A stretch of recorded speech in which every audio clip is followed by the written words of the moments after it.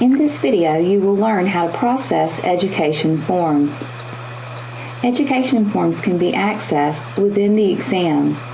When finishing up the exam and selecting the PN button, you will have the option to choose Education.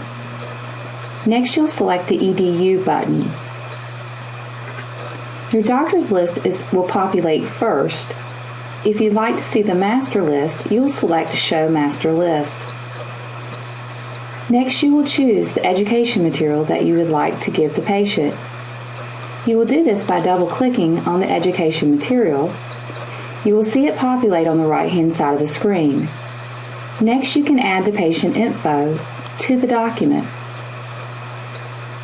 At the bottom of the screen, you can print this document, fax the document, then make a notation in the patient's chart that you reviewed the material with the patient. You will notice that it puts a note in the patient's chart that this material was reviewed and discussed. You can also access the education material by double-clicking at the bottom of the screen. You will notice that Review Education Material is no longer read behind the box. This lets the doctor know that it has already been processed. If your clinic is participating with Vision Connect, you will be allowed to send the education material electronically to the patient.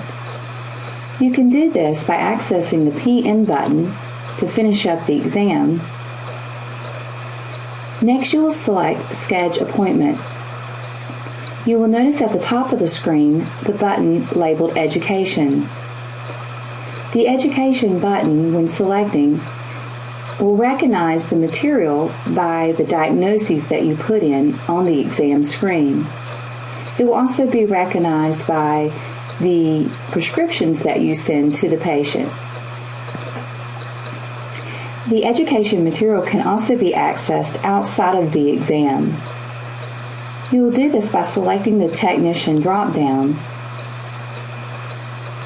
then Print Education Material.